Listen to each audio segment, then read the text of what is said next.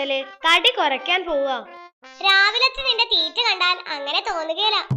എന്തായാലും തടി കുറയ്ക്കാൻ പോവല്ലേ, അപ്പോ മാക്സിമം തടിച്ചിട്ട് കുറയ്ക്കാമെന്ന് വെച്ചു. എന്നും 10 കിലോമീറ്റർ വെച്ച് ഒരു മാസം നടന്ന തടി കുറയും. എന്നും 10 കിലോമീറ്റർ വെച്ച് നടന്ന ഒരു മാസം കഴിയുമ്പോ ഞാൻ അടുത്ത കാട്ടിലെത്തില്ലേ? ആ പോകുന്നത് കുഞ്ഞാപ്പിയുടെ അച്ഛനല്ലേ? ചേട്ടാ, ഒരു മിനിറ്റ്. ചേട്ടന്റെ മോനല്ലേ UKG-യിലെ കുഞ്ഞാപ്പി? അതെ, എന്താ കാര്യം? കുഞ്ഞാപ്പിയോട് നന്നായി പഠിക്കാൻ പറയണം. അതെന്താ, ക്ലാസ്സിൽ അവൻ നിന്റെ അടുത്താണോ ഇരിക്കുന്നേ? ഏയ് അല്ല, പരീക്ഷയ്ക്ക് അവന്റെ ഉത്തരം നോക്കി എഴുതി എനിക്ക് കിട്ടിയതേ 0 മാർക്കാ.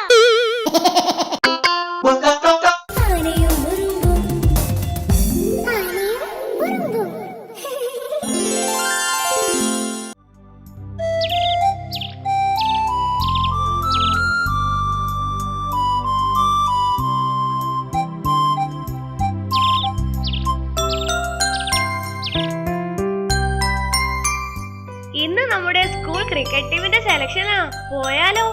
ക്രിക്കറ്റ് കളി കാണാത്ത ഞാൻ എന്തിനാ വരുന്നേ? കളിയൊക്കെ ഞാൻ പഠിപ്പിക്കാം, നീ വാ.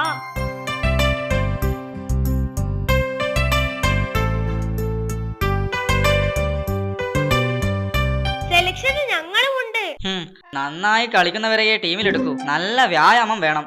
അത് പോട്ടെ, നിങ്ങൾ എന്നും ഓടാറുണ്ടോ? അമ്മ ഓടിക്കുമ്പോ ഓടാറുണ്ട്. പന്തെറിഞ്ഞ് പരിശീലിക്കാറുണ്ടോ? കരടിച്ചേട്ടന്റെ പറമ്പിലെ മാവിനെറിഞ്ഞ് പരിശീലിക്കുന്നുമുണ്ട്. അതുപോട്ടെ, ഒരു കളിയിൽ എത്ര സിക്സറുകൾ അടിക്കാറുണ്ട്? കളിച്ചു വൈകുമ്പോ അച്ഛൻ വടി കൊണ്ട് അടിക്കാറുമുണ്ട്. ഏത് കമ്പനിയുടെ ബാറ്റാ കയ്യിലുള്ളേ? ഓൾമിയാഡൽ. അതേത് കമ്പനിയാ?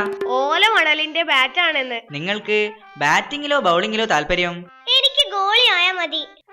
ഗോളിയോ? അതാവുമ്പോ ഗോൾ പോസ്റ്റും ചാരി ചുമ്മാ നിൽക്കാലോ. ചതിച്ചു.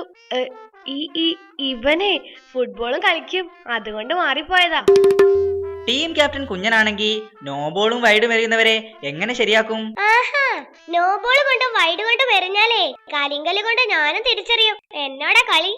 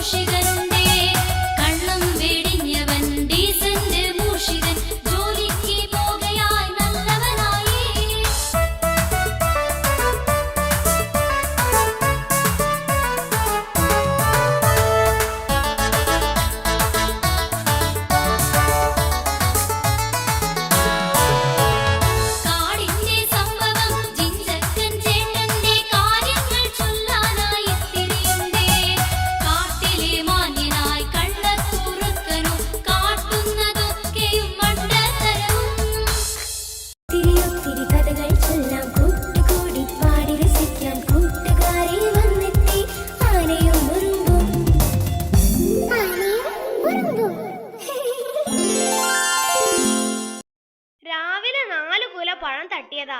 ഇപ്പൊ ആളൊഴിഞ്ഞ പൂരപ്പറമ്പായി വയറ്. നിനക്ക് ഈ തീറ്റയുടെ കാര്യം മാത്രമേ പറയാനുള്ളൂ? മെട്രോ ട്രെയിനിനെ കുറിച്ചൊക്കെ പറയണമെന്നുണ്ട്. പക്ഷേ വയറ്റിലൂടെ വേറെ ട്രെയിൻ ഓടുമ്പോ ഞാൻ അതിനെ പറ്റിയല്ലേ പറയേണ്ടത്. അതേത് ട്രെയിൻ? വിശപ്പിന്റെ ട്രെയിൻ. വാ, ആ ഹോട്ടലിൽ കേറാം. കണ്ണി കണ്ടതൊക്കെ വലിച്ചു കേട്ടരുത്. എല്ലാത്തിനും ഒരു കണക്ക് വേണം, പറഞ്ഞേക്കാം. കണക്കൊക്കെ നീ നോക്കിക്കോ. കണക്കിൽ ഞാൻ പണ്ടേ വീക്കാം. കണക്കൊന്നും നീ ഇനിയും പഠിച്ചില്ലേ? അതിനൊക്കെ ചെറിയ വിദ്യകളുണ്ട്. എന്ത് വിദ്യ? ചെറിയ കാര്യങ്ങൾ ഓർത്താ കണക്ക് എളുപ്പം പഠിക്കാം. എങ്ങനെ? മനസ്സിലായില്ല. ഉദാഹരണത്തിന്, നിന്റെ കയ്യിൽ 20 രൂപയുണ്ടെന്ന് വിചാരിച്ചു. കരടി ചേട്ടന്റെ കടയിൽ നിന്നും നീ 4 രൂപക്ക് മിഠായി വാങ്ങി. 20 രൂപ കൊടുത്തു. ബാക്കി എത്ര രൂപ കരടി ചേട്ടൻ തിരിച്ചു തരും? 11 രൂപ. അതെങ്ങനെ? 16 രൂപ കാണില്ലേ? അതിനെ കരടി ചേട്ടന് ഞാൻ 5 രൂപ കൊടുക്കാനുണ്ട്.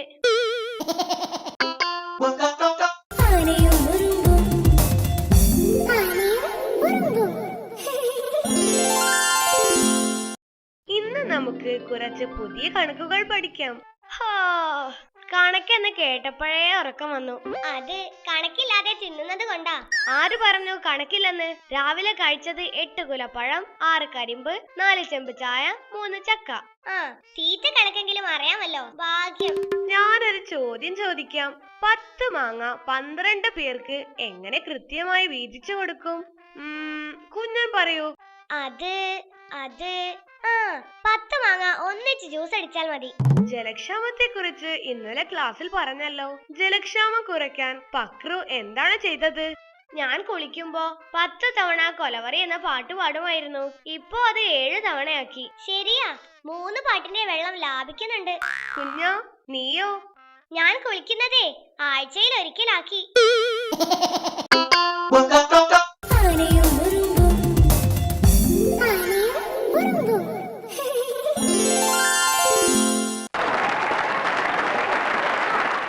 മാജിക് പൊളിഞ്ഞാലേ വന്നവരെ എല്ലാവരും സൂപ്പ് വെക്കും. സ്റ്റേജിലേക്ക് ആരെയും കേറ്റരുത്. പ്രത്യേകിച്ച് അപരിചിതരെ സൂക്ഷിക്കണം. അപരിചിതരെ സൂക്ഷിക്കാൻ ഈ സഞ്ചി മതിയോ? നീ ഒന്ന് മിണ്ടാതിരി.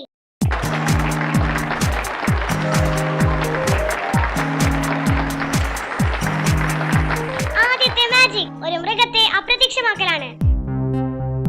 അതിന് ഒരു മൃഗത്തിന്റെ സഹായം വേണം. ജിഞ്ചക്കൻ ചേട്ടൻ വരൂ.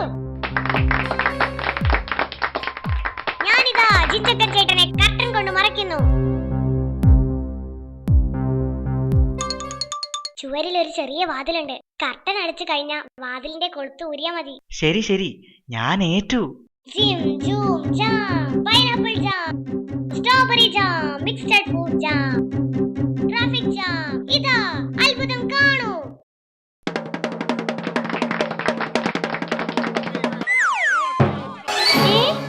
ചേട്ടൻ വാതിൽ തുറന്നില്ലേ? വാതിൽ തുറക്കാനോ? എന്നോട് കൊളുത്തൂരാനല്ലേ പറഞ്ഞേ? ദാ കൊളുത്ത്. പക്രു, നിന്റെ ശരീരം നീ തന്നെ